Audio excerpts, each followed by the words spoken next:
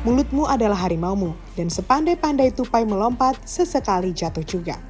Pepatah ini terasa relevan dalam kasus yang menimpa Dedi Saputra, seorang pendeta asal Aceh yang selama ini menetap di Kalimantan Barat.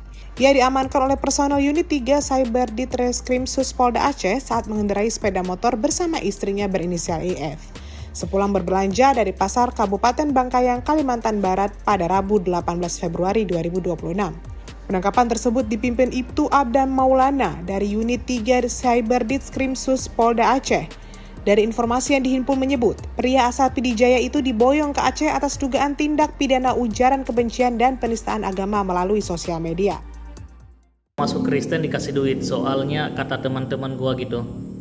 Kata teman kamu atau kata nabi kamu atau tuduhan dari para ustadz atau ulama kamu. Kenapa pindah agama bang? Kalau nggak urusan perut pasti bawah perut ya. Jadi gini, jawabannya sesimpel ini.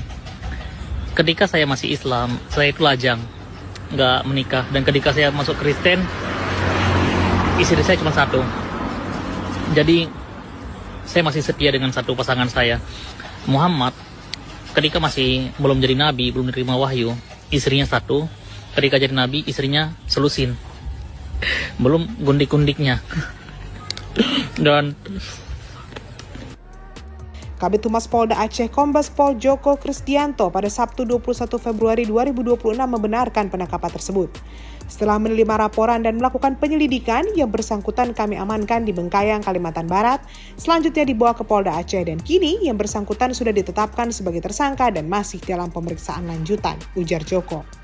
Sebelumnya, pemerintah Aceh bersama sejumlah organisasi kemasyarakatan atau Ormas Islam melaporkan pemilik akun TikTok Tersadarkan 5758 yang diketahui bernama Dedi Saputra ke Polda Aceh pada 18 November 2025. Langkah pelaporan tersebut merupakan tindak lanjut dari rapat yang digelar di Aula Kantor Satpol PP dan WH Aceh pada 4 November 2025. Rapat ini dihadiri Kepala Dinas Syariat Islam Aceh, Kasatpol PP dan WH Aceh, PLH Kepala Dinas Pendidikan Daya, serta perwakilan Ormas dan OKP Islam. Kepala Dinas Syariat Islam Aceh Zahrul Fazri mengatakan bahwa laporan tersebut berangkat dari aspirasi masyarakat dan Ormas Islam yang merasa tersinggung atas pernyataan Dedi di akun TikTok miliknya. Beberapa bulan terakhir dia menyatakan keluar dari agama Islam, lalu mengaku orang Aceh yang sambil menghina agama Islam dan masyarakat Aceh, ujar Zahrul.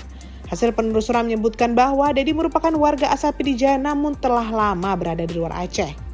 Zahrul menegaskan bahwa seluruh ormas Islam di Aceh sepakat membawa perkara ini ke jalur hukum dengan mengacu pada UU ITE dan KUHP tentang penistaan agama.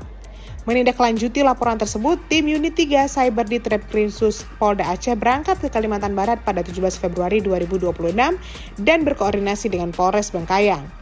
Pada 18 Februari 2026, Dedi diamankan dan dibawa ke Mapolres Bengkayang untuk menjalani pemeriksaan awal sebagai saksi. Selanjutnya akan dilakukan gelar perkara secara daring yang menetapkannya sebagai tersangka dalam kasus dugaan ujaran kebencian dan penistaan agama. Ia resmi ditahan berdasarkan surat perintah penahanan nomor SP-HAN-2-2-2-5-2026-Ditreskrim tertanggal 20 Februari 2026. Kabid Humas Polda Aceh menegaskan bahwa kepolisian berkomitmen menindak tegas setiap bentuk ujaran kebencian dan penistaan agama yang berpotensi mengganggu ketertiban serta kerukunan masyarakat, terutama yang dilakukan di media sosial. Kasus ini kembali mengingatkan bahwa kebebasan berekspresi di ruang digital memiliki batas hukum dan etika. Media sosial bukan ruang tanpa aturan. Setiap unggahan, komentar maupun siaran langsung memiliki konsekuensi hukum apabila memuat unsur ujaran kebencian, provokasi, atau penodaan agama. Kebebasan beragama dan kebebasan berekspresi merupakan hak konstitusional sebagaimana dijamin pasal 29 ayat 2 dan pasal 28E ayat 1 Undang-Undang Dasar 1945. Dengan demikian, kebebasan beragama di Indonesia adalah kebebasan untuk memeluk dan menjalankan ajaran agama, bukan kebebasan untuk menghina, menodai, atau merusak kerukunan.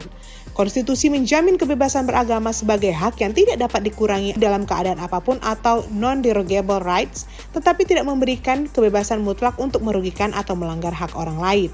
Karena itu, kebebasan beragama dan berekspresi harus dijalankan dengan kesadaran untuk saling menghormati. Di tengah masyarakat yang majemuk, menjaga tutur kata dan etika di ruang digital bukan sekedar pilihan, melainkan keharusan demi merawat kerukunan dan ketertiban bersama. Disinilah pepatah lama kembali mengingatkan, siapa menabur angin, dia pula yang menuai badai.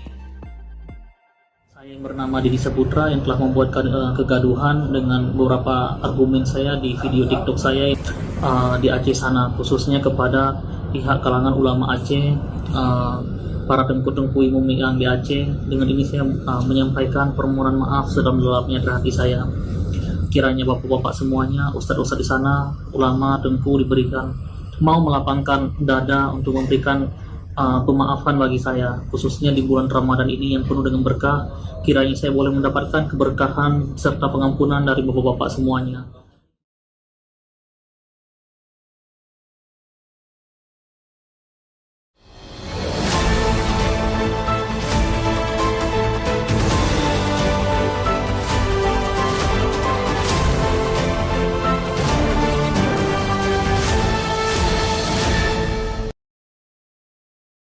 Jangan lupa like, komen, dan subscribe. Serta aktifkan lonceng notifikasi.